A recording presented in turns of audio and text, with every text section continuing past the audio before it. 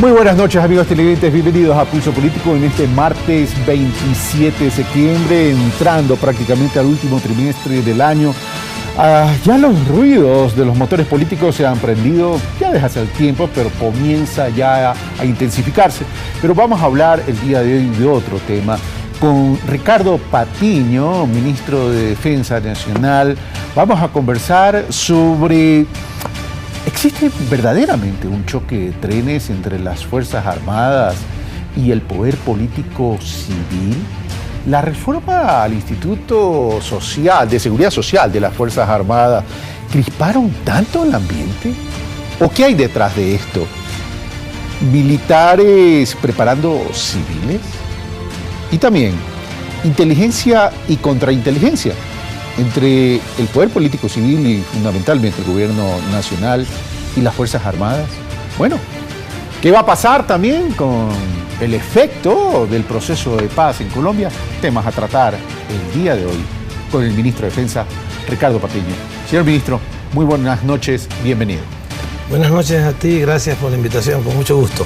Bueno, después de llegar a las 3 de la mañana del proceso de la ceremonia de la firma de la paz en Colombia, que nos llenó de muchísimo entusiasmo, de mucha esperanza por nuestra región, no solamente por Colombia, por una región que sufría como una herida propia de hermanos, esta guerra que parecía no terminar. Mira tú que vi algunas entrevistas que salieron a colombianos que estaban aquí en el Ecuador y les preguntaban qué les parece el proceso de paz y ellos no creían. O sea, sí saben que se firmó, pero dicen eso no es cierto.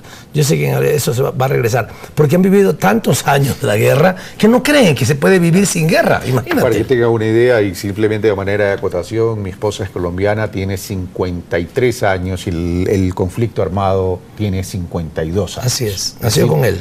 Toda una vida. Así es. Bueno, antes de entrar al tema, señor ministro, parece que usted es el único persona que en la noche en una ciudad de los Andes usa guayabera. Pero bueno, vamos a entrar al tema. El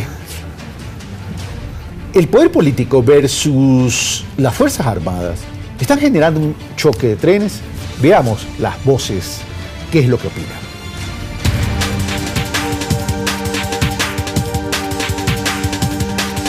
Yo no creo que las Fuerzas Armadas piensen que pueden ser un Estado dentro de otro Estado.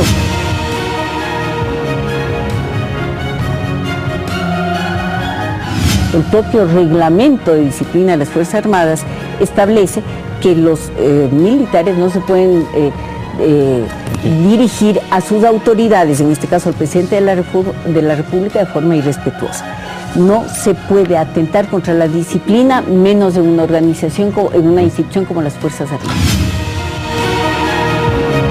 Están tomando unos recursos del ISFA afectando al RIM y a la cesantía militar. Este es un tema político, bien. Las pensiones del ISFA están garantizadas. Todo el sistema de pago de pensiones está garantizado por el Estado. Ahora retiramos 41, podemos mañana dar 100, 200, 300 o 400 millones. Y este es un tema de que los Andrés Páez, los Paco Moncayo quieren hacer el problema. Enfoquémonos en ese punto, y ese punto es el que tiene. Es un tema de oposición política de la extrema derecha ecuatoriana. Le ha metido a la mano al bolsillo de los soldados ecuatorianos.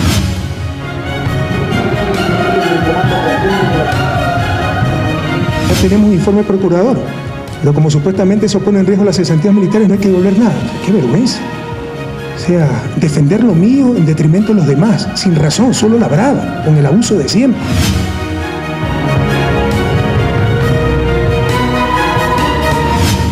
Apelo a su sensibilidad y justicia. Solicito muy respetuosamente que el proyecto tal como ha sido presentado sea revisado, consensuado y manejado técnicamente, y de no cumplir con estos principios sea archivado.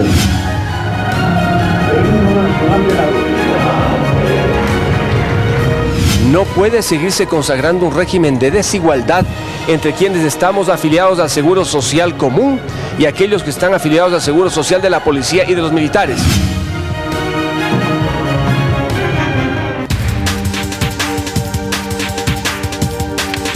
Bueno, esas son las voces, distintas voces en relación a un mismo tema. ¿Será que la reforma del ISFA crisparon tanto el ambiente? ¿O este es un tema que viene ya desde mucho tiempo atrás, desde que se comenzó a hablar de que las Fuerzas Armadas tenían que asumir un nuevo rol? Señor ministro, ¿desde cuándo viene este problema realmente? Bueno, lo han dicho algunos ex militares o militares en servicio pasivo. Y también lo han dicho algunos militares en servicio activo. Y yo debo suponer que tienen algo de razón no tienen algo de razón, que esa es la fundamentación que explica esta crispación de alguna gente. ¿Por qué? Porque lo dicen permanentemente. Se hizo un juicio contra ellos por lesa humanidad. Los bienes, las propiedades que estaban en manos de las Fuerzas Armadas, que es una institución del sector público, pasan a manos civiles, pasan a los agricultores que las necesitan, y alguna gente se molesta por eso, porque hay como alguna costumbre, un hábito, una manera de pensar que las instituciones valen más, son más importantes, tienen más peso, porque tienen determinadas propiedades que las utilizan. Ellos lo pueden haber tomado también como que están más desmantelando las Fuerzas Armadas. Porque una cosa es cambiar el rol luego del acuerdo de paz con el Perú, y otra cosa es toda esta reingeniería o reestructuración que ha hecho el gobierno nacional. Pero es necesaria como lo hacemos en todos lados. O sea, en toda la institucionalidad. ¿Qué es lo que ha pasado? La institucionalidad ecuatoriana era un galimatías, era una desgracia, era un desorden y una anarquía total. Los grupos de diversa naturaleza, los grupos de poder, tenían secuestrado al Estado. Esa era la realidad. ¿Y las Fuerzas Armadas eran un grupo de poder? Es también ¿Las Fuerzas Armadas tenían secuestradas al Estado? Es también un grupo de poder. Yo no te diría que la han tenido secuestrada, pero sí, había muchas formas de presión de parte, especialmente de oficiales de alto rango de las Fuerzas Armadas en los periodos anteriores, para intentar conseguir algunos beneficios para ellos. Y esto es parte de lo que ha estado funcionando en este país. Y por eso es necesario poner el país en orden. Cuando tú quieres poner al país en orden, claro, a algunas personas, a algunas instituciones o a algunos funcionarios les molesta, porque eso significa, en algunos casos, quitar el control y el poder que tenían sobre algunas cosas. Y esto yo creo que ha pasado. Pero estos elementos van también avanzando hacia otros, como por ejemplo el de la seguridad social, que es un asunto que llega aún más todavía, porque no solamente una propiedad, alguna función que estás desempeñando puede como generar algún efecto, pero cuando ya vamos a una ley de seguridad social, las cosas pueden todavía manipularse, porque te digo una cosa, Carlos, perdóname, se manipularon de manera muy poco consecuente. Vamos a hablar de esa manipulación, señor ministro, sí. Pero terminemos con el tema del rol. El general en retiro, Osvaldo Jarrín, en una entrevista a BBC, habla de la preocupación de ex altos oficiales militares que surge desde la discusión de la última enmienda institucional, que tenía que ver con el rol complementario de las Fuerzas Armadas en el tema de la seguridad nacional. Y también dice, y esto cito textualmente y abro comillas, se movió la misión y ahora se pasa a la estructura de las Fuerzas Armadas y se habla de la equidad con el propósito de que no haya diferenciación entre oficiales y la tropa. Esto lo dijo a BBC Mundo el general en retiro Osvaldo Jarrín, exministro de Defensa en el 2005 y jefe del Comando Conjunto en el 2002. Mira, hay dos elementos que están señalados. Uno, el rol de las Fuerzas Armadas. Pero por supuesto que si no tenemos una situación cercana de conflicto, tiene que cambiar el rol. Tiene que disminuir lo que ellos llaman el pie de fuerza. ¿Por qué tenemos que tener tantos miembros en las Fuerzas Armadas? Se tomó una decisión. El presidente Correa tomó esta decisión hace algunos años atrás de disminuir el número de personas que están en las Fuerzas Armadas. Pero por supuesto que sí. Si no es necesario que haya tantas personas que estén en armas ante la posibilidad de un conflicto, de una invasión, etcétera, tenemos que disminuir el número de personas. Que tanto es disminuir. Lo invito, y Negrito, pasemos lo que pregunta Alberto Molina al señor ministro en cuanto a disminuir el pie de fuerza en relación también a las últimas declaraciones del señor presidente de la República. República. Lo invito a que escuchemos y observemos la pregunta de Alberto Molina.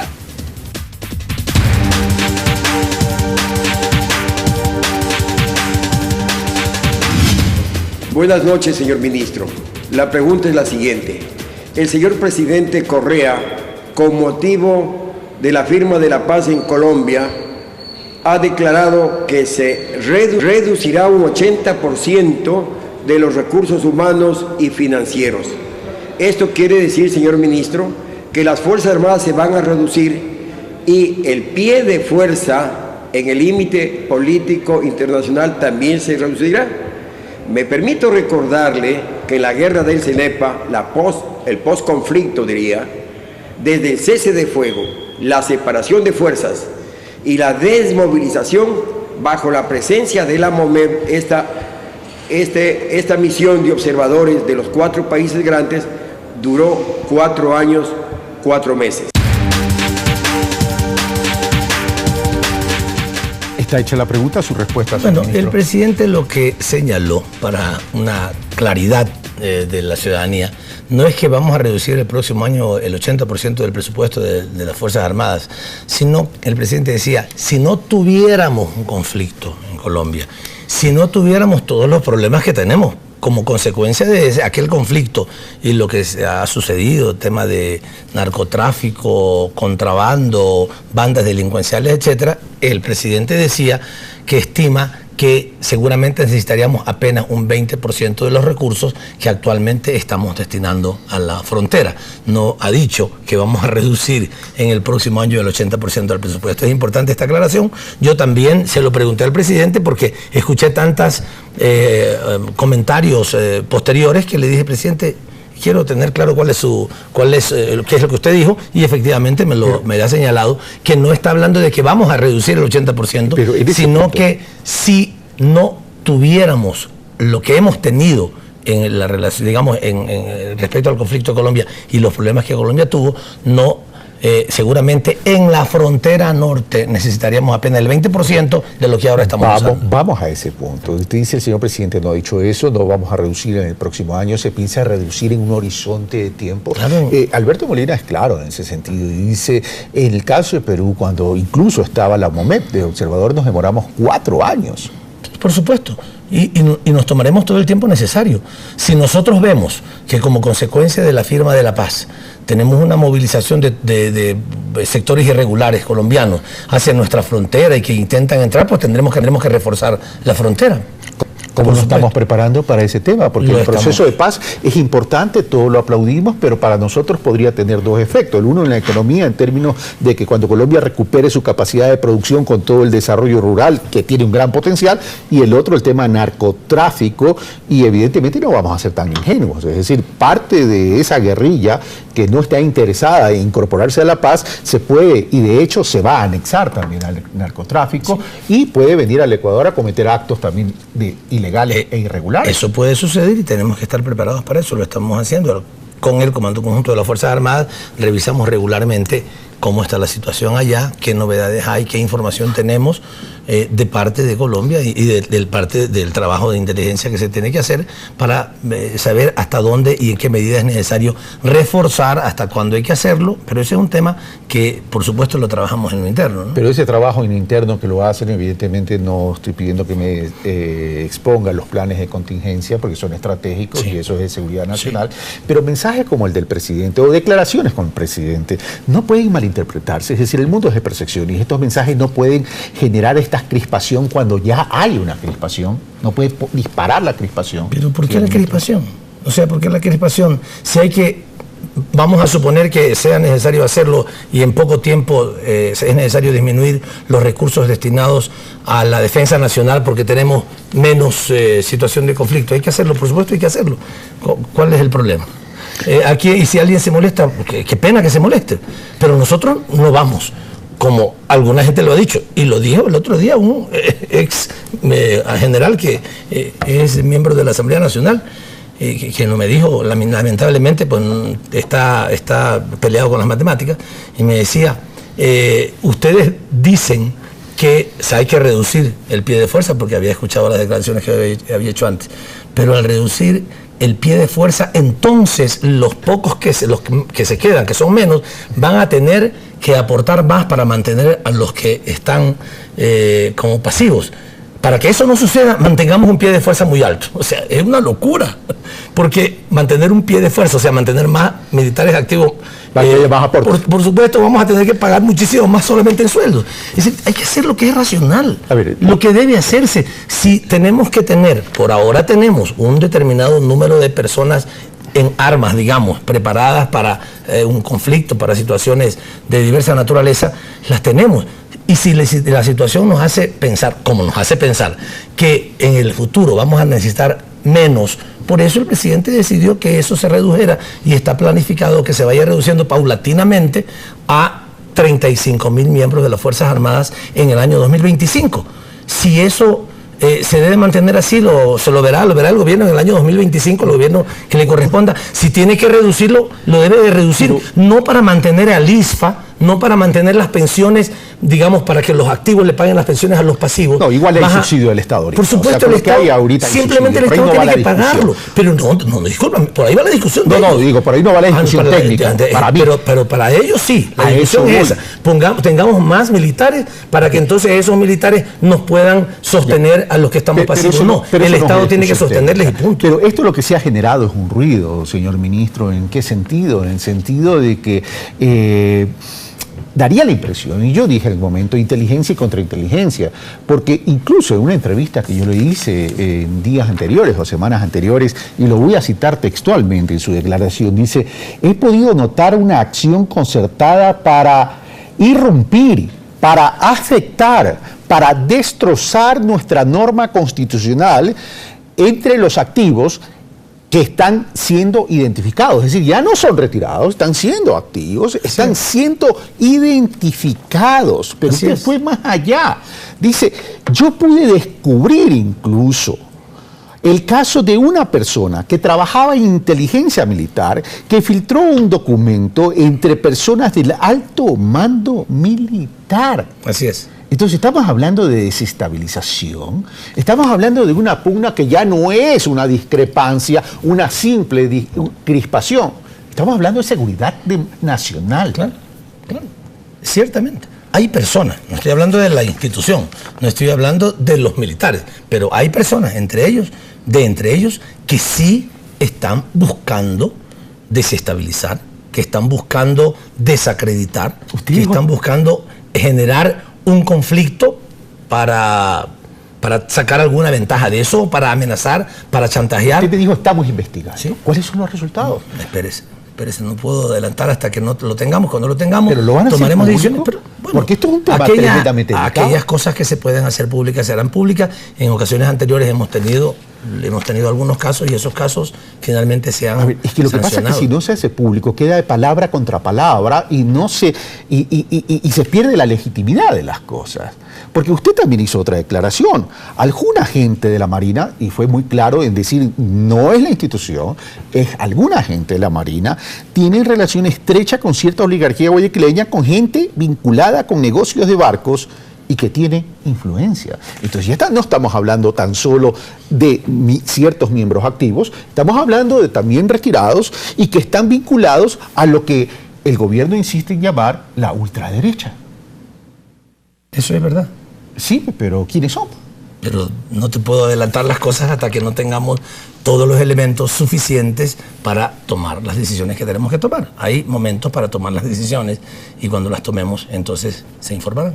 Ok, me está hablando como ministro, no como guayaquileño. Pero es que no, no es como ministro, no es como guayaquileño, simplemente yo tengo que decir las cosas en el momento, cuando tengo toda la información, cuando están las cosas absolutamente comprobadas y cuando podemos actuar. Pero eso es clarísimo, la derecha ecuatoriana y algunos sectores, particularmente de la oligarquía guayaquileña, algunos sectores, no estoy hablando de Guayaquil, de la oligarquía guayaquileña que ha tenido más o menos secuestrada a determinados oficiales de la Marina durante muchos años, durante mucho tiempo, parte de compartir los clubes y etcétera, etcétera. ¿Los involucran en sus negocios, dice? No sé si los involucran en sus negocios, pero por lo menos en sus estructuras de manejo del poder político. Y eso ha sucedido. Eso de todo guayaquileño lo sabe, en general lo sabemos. Pero lo que sí ahora está sucediendo, digamos, están sucediendo cosas mayores, porque como este gobierno no se deja manipular, chantajear, amenazar, algunos acostumbran decirme, yo ya se los he dicho a algunos oficiales que acostumbran decirme, hay malestar, ministro, díganle que se dejen de malestar y que trabajen, ¿no? Porque se pasan algunos diciendo hay malestar, hay dificultades. Y veamos las cosas que son reales, veamos lo que hay que hacer, y eso hay que hacer. Si hay que hacer cambios, si hay que movilizar los recursos que tienen las Fuerzas Armadas para que los campesinos la tengan y para que trabajen, para que los municipios puedan hacer las obras que tienen que hacer, tenemos que hacerlo. Okay. Mientras no afectemos la seguridad nacional, tenemos que hacerlo. Si a alguien le molesta, no es que ahora yo no voy a tener el poder de esos territorios. Eso no es una razón, una justificación para que sigamos manteniendo el statu quo anterior, o para que alguien me diga, como algunos a veces me dicen, es que se siente un malestar. Lo siento, se siente un malestar. Nosotros vamos a hacer las cosas que haya que hacer, porque este país tiene que funcionar bien. Las Fuerzas Armadas tienen que cumplir su rol. Las Fuerzas Armadas no están para hacer política, las Fuerzas Armadas están para cumplir su rol. Y si algunas personas en su interior quieren hacer política, que se vayan de las Fuerzas Armadas, que salgan a la sociedad civil, como el señor Mario Pazmiño, con el señor Alan Molestina y con muchos otros señores, hacer política, tienen todo el derecho de hacerlo, pero que lo hagan afuera, no en el interior. Usted, señor ministro, dice asumir su rol, y todo este ruido de las Fuerzas Armadas ha generado ahora un debate, que no solamente está en el tema de si el jefe de Estado es la máxima autoridad o no la máxima autoridad, sino en el tema de obediencia versus deliberación. Veamos lo que opina el general Paco Moncayo en relación a este tema.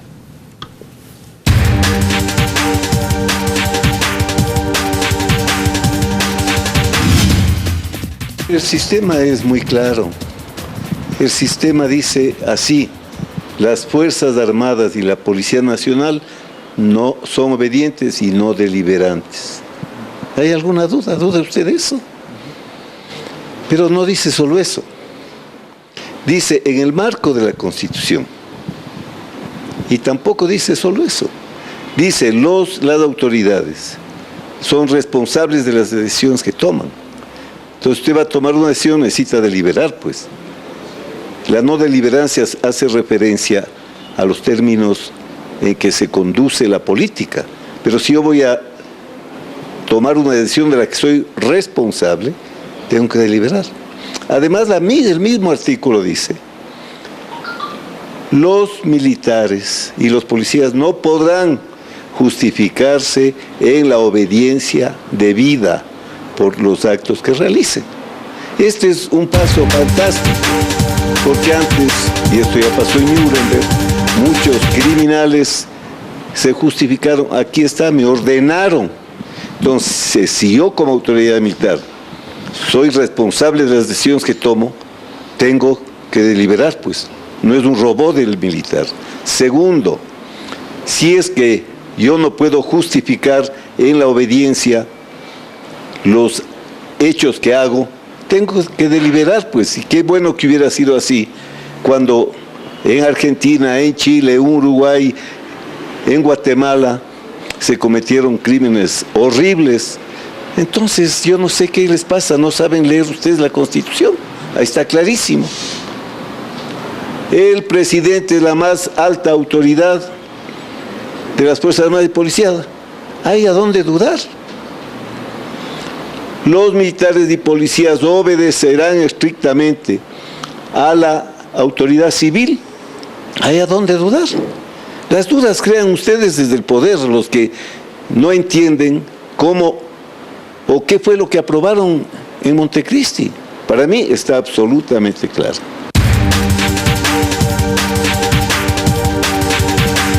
No son obedientes, son deliberantes, porque además asumen el riesgo y responsabilidades de carácter legal cuando una orden los obliga a transgredir las normas constitucionales o legales.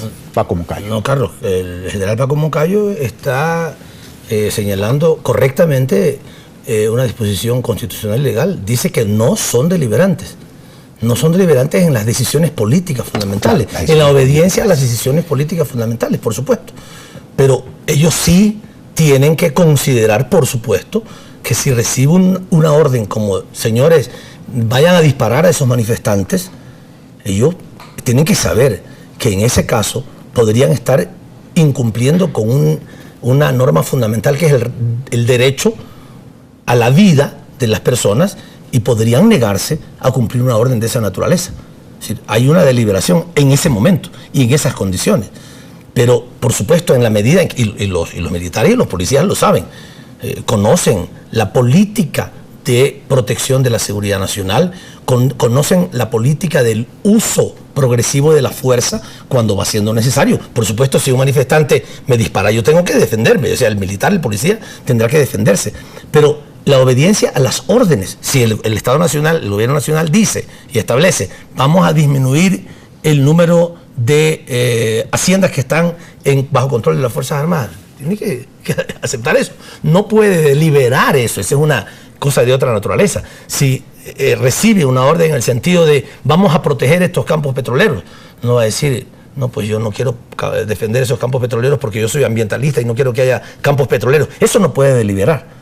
Esto está clarísimo y lo ha dicho el general Moncayo. Yo comparto cuando él manifiesta con claridad el tema de la obediencia y de la no deliberancia. Y otra cosa es que en casos extremos en que me den una orden que puede implicar que yo vaya a violar derechos humanos fundamentales de las personas, que yo pueda decir, yo lo haría, por supuesto. Yo soy soldado y me dicen, dispare a matar a toda esa gente porque son unos comunistas que están haciendo problemas, yo no lo voy a hacer. Y tiene derecho un policía. Los extremos. Bueno, pero esos son los que ha mencionado él con toda razón. Utilizaron, este mismo argumento lo utilizaron para el tema de la reforma del INSFA cuando dijeron no podemos acceder a esto porque nosotros somos responsables. Pero es que ellos no tienen que hacer. De seguridad social, Carlos, de las Fuerzas Armadas. Es que ellos no lo tienen que hacer. Eso sí es un asunto estrictamente político. Le corresponde y le compete al Estado Nacional, a través de las instancias que están establecidas en la Constitución y en la ley, tomar la iniciativa legislativa. Si es el gobierno nacional el que tiene la iniciativa legislativa, los asambleístas los que tienen la iniciativa legislativa, o el pueblo a través de distintas instancias, todos lo podemos hacer. Eso nos corresponde, pero esa es una decisión estrictamente de índole política, es una política de la seguridad social. Si tú tienes una política salarial, una política laboral, una política industrial, eso le compete al gobierno nacional que ha sido elegido por el pueblo y que el pueblo ha establecido cuáles son esas... Okay, pero se están llegando a niveles de interpretación, incluso en el ejemplo de la sanción al capitán Ortega, y interpretan que el presidente no es la máxima autoridad. Eso es una y daría la impresión que el numeral 17 del artículo 147 de pronto no está claro, y porque se acogen de esto, dice velar por el mantenimiento de la soberanía, de la independencia del Estado, del orden interno y de la seguridad pública, y ejercer la dirección política de la defensa nacional, la dirección política, pero aquí no es muy específico en términos de la autoridad. No, es absolutamente claro. La Constitución y la ley orgánica de la Defensa Nacional establecen que el presidente de la República es la máxima autoridad de las Fuerzas Armadas. No dicen la máxima autoridad civil, no dicen la máxima autoridad administrativa, es la máxima autoridad de las Fuerzas Armadas. Y establece con claridad que el presidente ejerce esas funciones en manera directa o a través del ministro de Defensa para ciertos temas o a través del Comando Conjunto de las Fuerzas Armadas a través de otros temas. Lo dice con absoluta claridad. O sea, no hay cómo escaparse, no hay cómo interpretar de otra manera.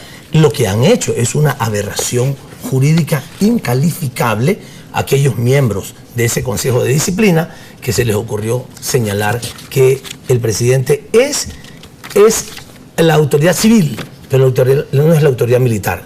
La Constitución y la ley no dejan ninguna posibilidad de dudar sobre eso, porque no establecen que es otra. La autoridad no dicen que es el ministro, dicen que es el presidente de la República. El presidente, a través del ministro de Defensa, en el caso a través mío, ejerce sus funciones para ciertos temas administrativos Y yo soy el representante legal de las Fuerzas Armadas y del Ministerio de Defensa, sí, pero es el presidente la máxima autoridad de las mismas. No hay posibilidad y por eso la jueza actuó como debía actuar, en defensa del Estado de Derecho, porque imagínate, romper eso significaría que en cualquier momento, cualquier miembro de las Fuerzas Armadas, cualquier oficial del más alto rango o del menor rango podría desobedecer una orden del presidente en temas militares. No hay la última resolución del Consejo de Disciplina. Sí, pero el Consejo de Disciplina no puede actuar en ningún caso en contra de la Constitución. Por eso, en buena hora que fue corregido. Ok, vamos a ver, porque todavía no hay la resolución última. Vamos a ver, vamos a ir a un corte, señor ministro.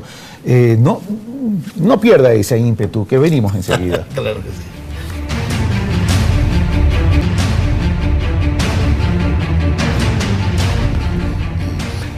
Bueno, estamos en el segundo bloque Pulso Político. Les recordamos que estamos con el señor ministro de Defensa Nacional, Ricardo Patiño, con quien estamos hablando sobre esta pugna que se ha generado entre las Fuerzas Armadas y el poder político civil. Ricardo Patiño, señor ministro, usted quería hacer una precisión en relación a mi última inquietud en cuanto a la Constitución. Claro, es que leíste el artículo 147 de la Constitución. Numeral 17. Numeral 17, y realmente lo que corresponde al tema que estamos tratando es el numeral 16, que dice: son atribuciones y deberes del presidente de la República. No solamente son atribuciones, sino que tiene que hacerlo.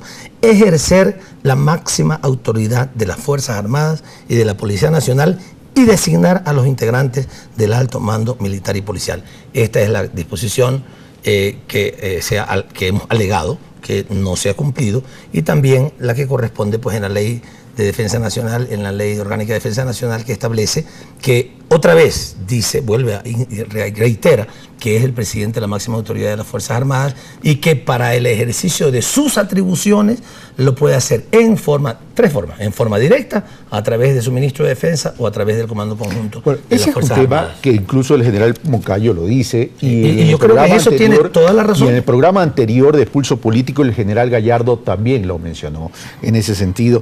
Ahora, el tema de la crispación pasa por otros lados. Si usted menciona, el tema pasa por la reforma del ISFA.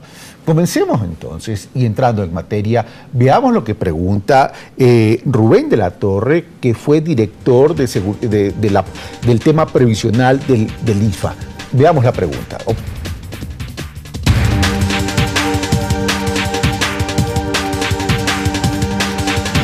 Para el señor ministro, nosotros conocemos que en cuanto tiene que ver con la seguridad social militar se han hecho varias propuestas de reformas y se han nombrado comisiones técnicas del ISFA para poder realizar estas en base a un análisis y a los estudios actuariales.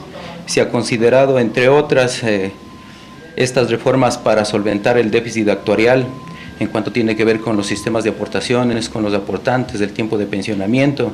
Se han hecho reformas integrales, se han propuesto en la redistribución de aportes, cambios en los tiempos de servicio, la unificación de los seguros de vida, entre otros.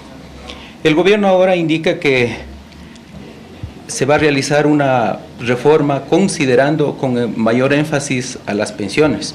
Estos son techos, una base reguladora en base a los últimos aportes, entre los más principales. Mi pregunta: ¿se tomará en cuenta las propuestas que ha hecho el ISFA a través de comisiones técnicas? Y la otra, si es que es necesario tomar en cuenta a quienes han intervenido en estas comisiones técnicas y han sido designados por la comisión del ISFA.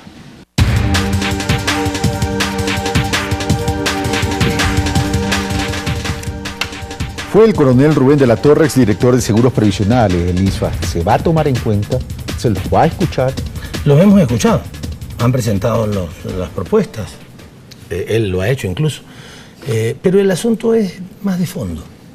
El asunto es tener claro de algo. Se habla a cada rato de los estudios actuariales.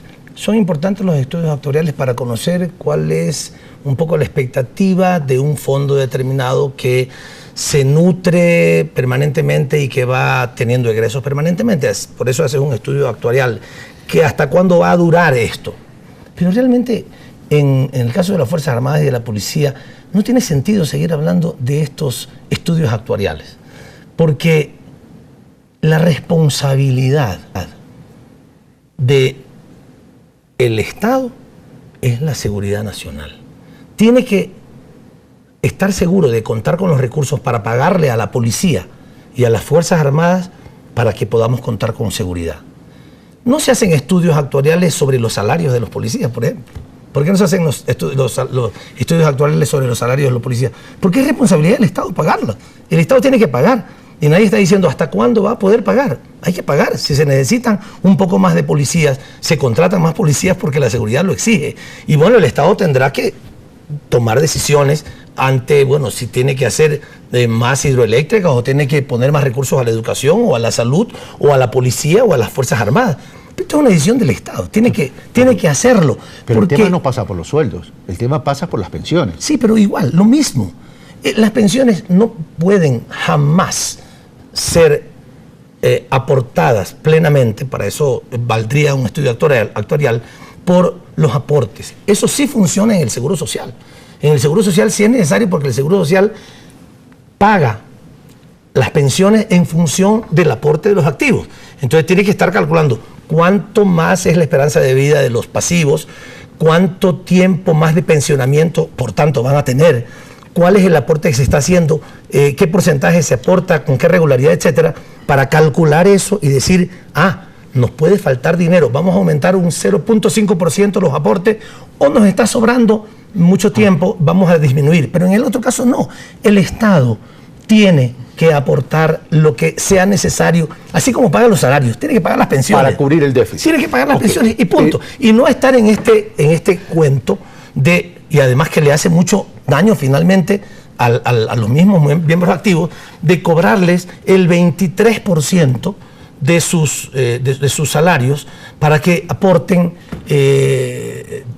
para supuestamente darle sostenibilidad al sistema. No le van a dar sostenibilidad nunca, de todas maneras. Pero el Estado tiene que hacerlo, tiene que clara y diáfanamente decir, esto me cuesta pagar los salarios y esto me cuesta pagar las pensiones. Como existe el ISFA, hay países en donde no existe el IFA y el ESPOL, en donde no existen, lo hace el Estado directamente, sin tanta vuelta y sin tanta burocracia innecesaria, simplemente lo hace. Ahora, existe el ISFA, entonces, que el ISFA lo administre ese dinero, pero que no estemos, digamos, dándonos tanta vuelta en este tema. Simplemente hay que hacerlo, el Estado tiene que calcular cuánto le toca. Y lo tiene que hacer, pero y dar las prestaciones adecuadas. Exponer también los argumentos de la otra parte, sí, para que usted pueda también responder, porque no se trata solo de escucharlo a usted, porque el argumento que mencionan tanto Paco Moncayo, que ya vamos a escucharlo, como el doctor Joaquín Viteri, exdirector del Instituto Ecuatoriano de Seguridad Social, habla de regresión de derechos y que eso sería inconstitucional. Escuchemos lo que dice Paco Moncayo. Adelante.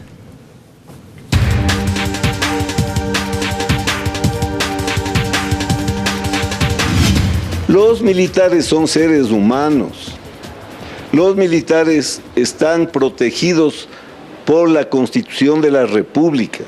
No por ser militares dejan de tener derechos. Y la Constitución dice que los derechos nunca serán regresivos, serán progresivos. Si ustedes mismos les dan las pensiones que les dan, los sueldos que les dan, y ahora dicen que tienen sueldos muy altos, pensiones muy altas, 9 años tenían para haber corregido, pues, de ser así. Entonces, como son seres humanos, tienen todos los derechos que cualquier ciudadano.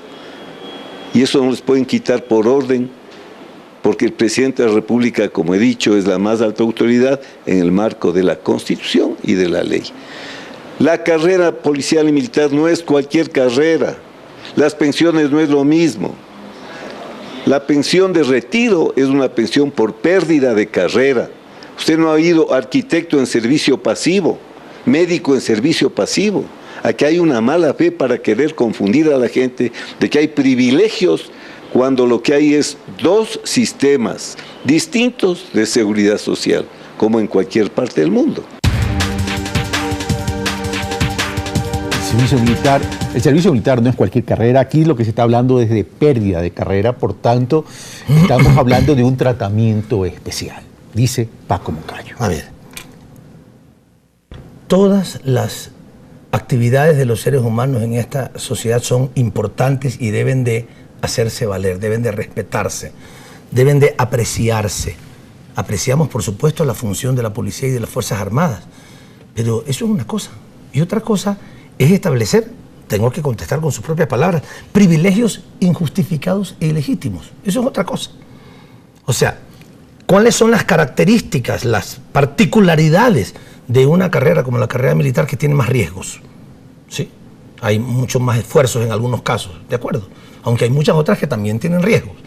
Incluso estamos tratando de tener una información estadística a ver cuál carrera o cuál ocupación tiene más riesgo.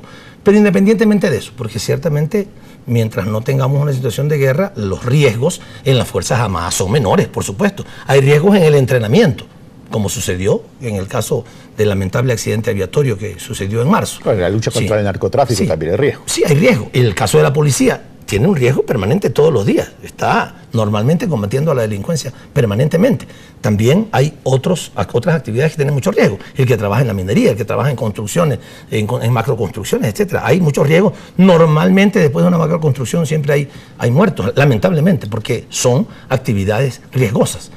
Pero no quiero, por supuesto, dejar de lado la importancia o la característica de eso. Pero esa es la especificidad. Si esa es la especificidad, debemos de tener un mejor aporte o entrega de valores a las personas cuando han sufrido efectivamente ese riesgo, cuando han tenido un accidente, a sus deudos cuando han fallecido.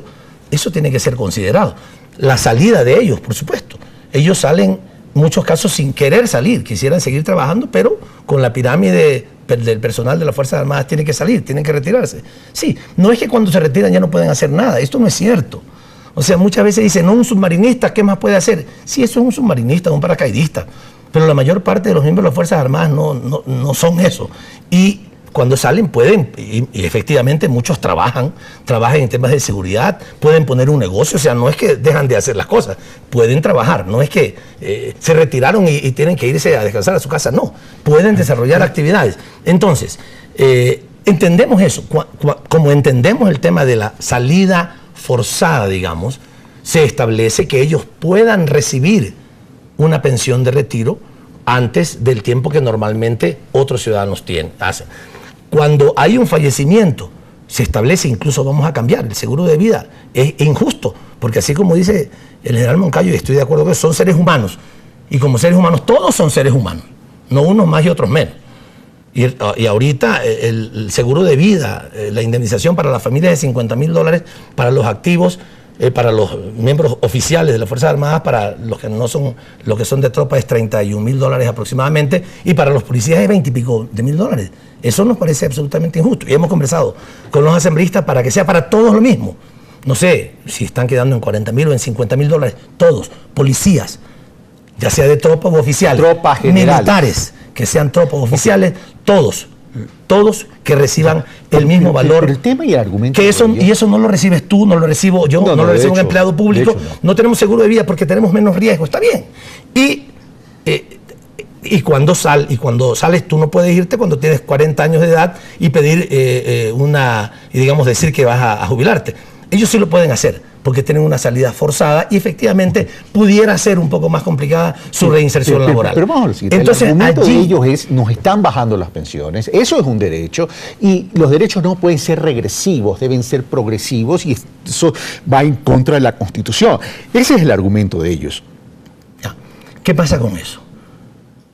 Hay una serie de derechos adquiridos que hemos conocido en el pasado. Una cosa es derecho y otra cosa es privilegio. Por eso, pero es que tengo que decirte, hay muchos derechos adquiridos que en el pasado han existido, ¿ya? Y esos derechos adquiridos a través de la nueva Constitución y a través de la nueva Constitución han tenido que ser equilibrados o equiparados en la sociedad, porque no se puede permitir que haya ese tipo de privilegios. Equiparar significa para arriba, pero no significaría para abajo. No necesariamente para arriba. Simplemente que haya justicia, porque tú no puedes equiparar para arriba algo que es imposible sostener, pues. O sea, tú no le puedes dar, por ejemplo, si hablamos de las pensiones de los generales del más alto grado, no le puedes decir a todos los ciudadanos que tienen sueldos muy altos, que todo el mundo va a recibir 4.000, 5.000 o algunos 20.000 o 10.000 dólares, porque eso han sido sus sueldos, porque no aguanta la seguridad social eso. Porque se va con el último sueldo, no con el promedio. Sí, no solamente por el último sueldo. En el caso de los ciudadanos que no somos policías ni militares, nos vamos con los 5 mejores años, y no es solamente eso, sino que no hay techo. O sea, son dos problemas. Primero, ¿cómo calculas? Nosotros calculamos para los civiles con los 5 mejores años. Ellos calculan con el último sueldo, aunque lo hayan tenido un mes. Y eso es ilegítimo.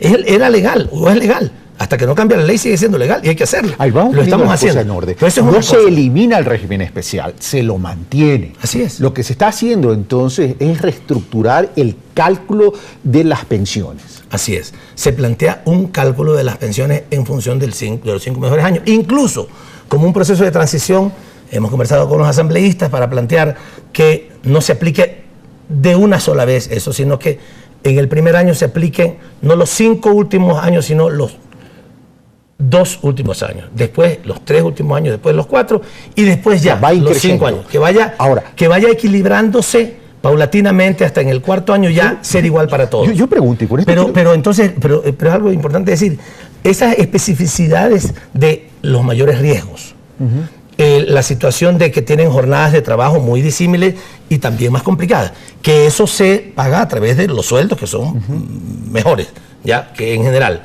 Y el tema de la salida forzada, eso se incluye, se mantiene en la propuesta que nosotros hemos hecho.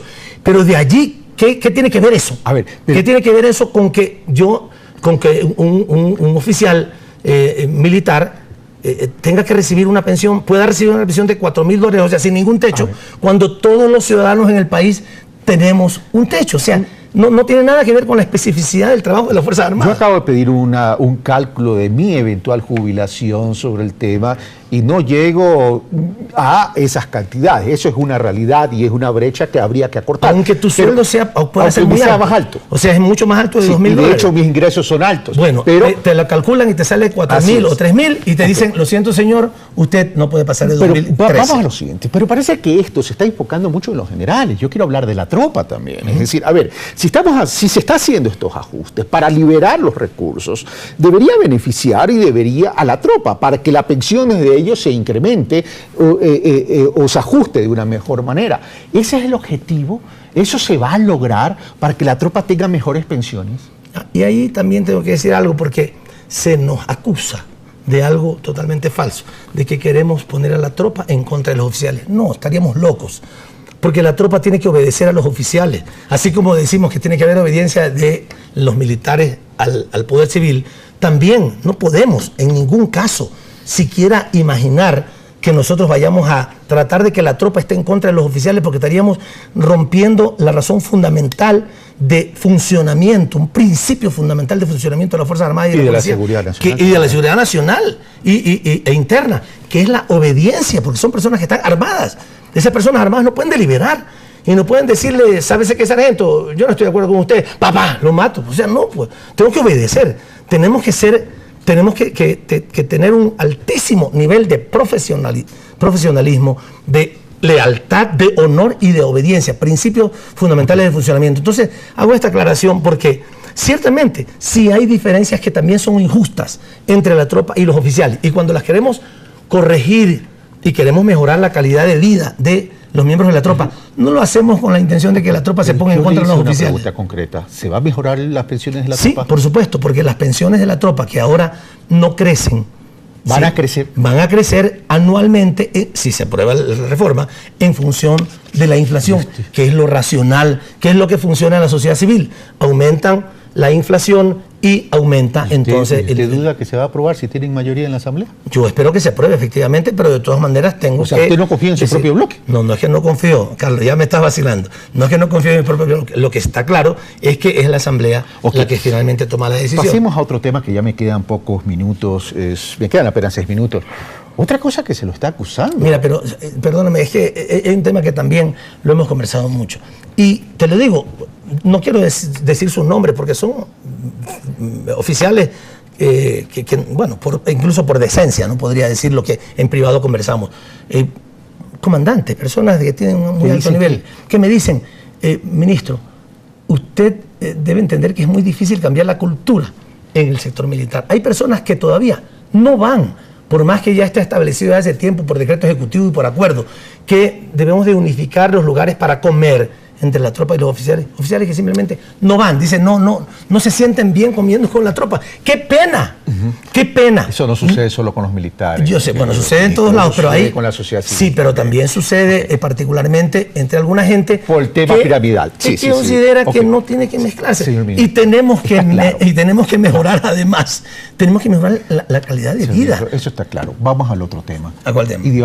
¿Se está ideologizando las Fuerzas Armadas? Eso es una de las acusaciones que se los ha hecho. O sea, no es una acusación formal, evidentemente. Lo que pasa es pero eso ahora, en esta guerra de documentos de ustedes, de los otros, en las redes sociales, se los está acusando. Y daría la impresión que se está tratando de venezolanizar la campaña electoral. No sé qué tiene que ver Venezuela con esto. En el tema del manejo de las Fuerzas Armadas en términos de la ideologización. ¿Por qué? ¿Qué tiene que ver Venezuela? No entiendo. O sea, ¿qué tiene que ver Venezuela? Eso dicen las redes. Pero digo, no tiene ningún sentido. ¿Qué tiene que ver eso con nosotros? ¿Usted descarta la ideologización de las Fuerzas Armadas? Pero por supuesto. O sea, que generar bienestar, generar mayor justicia y equidad, si eso es ideologizar, entonces sí estamos ideologizando, ya te lo acepto, pues. Pero eso es parte de un principio. El principio de la justicia y de considerar que, como el general Paco Moncayo, y tomo sus palabras, nos unifica, y me unifico con él en esas palabras, somos seres humanos, todos. Y por tanto tenemos derechos fundamentales que hay que proteger. El derecho a vivir bien, por ejemplo. Es inadmisible cuando yo llegué a encontrarme unos canchones. ¿Por qué? Porque un soldado que es un profesional, que está trabajando al servicio de la seguridad nacional, tiene que vivir en canchones y oficiales, con todo respeto, y ellos, está bien que lo vivan así, viven en sus casitas bien cómodas y muy bien acondicionadas. ¿Por qué? Recuperar la dignidad. ¿Por qué? Y entonces nosotros estamos trabajando ahora, y lo estamos haciendo con el mayor gusto, para que las personas que vivían y que todavía siguen viviendo en canchones y en algunos baños imposibles de entrar, o por lo menos da vergüenza entrar, puedan vivir en dormitorios para 3 personas, tripersonales, que puedan vivir con un mínimo de intimidad también, de poder ver la televisión, de no estar guardando las cosas por ahí, sino de poder compartir una vida en mejores condiciones, que tengan mejor habitabilidad. Eso, alguna gente nos dice, está poniendo en contra a los oficiales de la tropa. No, estamos mejorando el bienestar de las personas. Cuando decimos que, antes se decía, algunas personas decían, no, si comemos lo mismo. Y me acuerdo que algunos compañeros me decían, sí, comemos lo mismo, comemos pollo, sí. Pero antes, no estoy hablando ahora ya esto ha cambiado. Porque lo hemos obligado. Y si dicen que eso es ideologizar, pues lo estamos haciendo. Antes sí, comemos todos pollo, sí, pero aquí un pollo se reparte para 4 si son oficiales y acá se reparte para 10 si son tropas. Estamos comiendo lo mismo, sí, pero estamos comiendo de manera distinta. Eso es injusto. Eso hay que terminarlo. Y si eso es ideologizar, entonces sí, estamos ideologizando. En la realidad es que estamos protegiendo los derechos de todos y estamos protegiendo la dignidad de las personas. Se me terminó el tiempo y me encanta. Perdona mi pasión, pero es que eso hemos hecho en todos estos 9 años por el país entero y lo tenemos que hacer también en las Fuerzas Armadas. Es un tema complicado que no está solucionado todavía. Usted dice, espero que se apruebe. Espero que se apruebe, ¿lo va a sacar a usted de la arena política electoral? Porque el presidente va a preferir dejarlo ahí hasta que se apruebe y resolver y recuperar esa estabilidad, esa tranquilidad en las Fuerzas Armadas, y no va a ser candidato a la Asamblea Nacional. No, yo no había pensado, te digo sinceramente, ser candidato a nada. No, de verdad. No. Ricardo, tú me lo has preguntado algunas veces y yo lo he dicho siempre. Yo tengo el poder tras el poder. Yo tengo una edad y un tiempo de servicio. ¿Para jubilarse? Por supuesto, claro. Yo espero en pocos años más retirarme para descansar. He trabajado muchísimo en mi vida y tendré derecho a una jubilación civil, no militar, civil, y creo que es tiempo de descansar. Pero mientras tanto ahora estoy comprometido con el trabajo que estamos haciendo con la campaña electoral. Voy a apoyar la campaña electoral, usaré el tiempo que me corresponde en el Ministerio de Defensa y me robaré el tiempo de descanso para poder aportar en la campaña electoral. ¿Significa que Ricardo Patiño se retira de la vida política, que no va a formar parte de un eventual gobierno en caso de que gane Alianza País?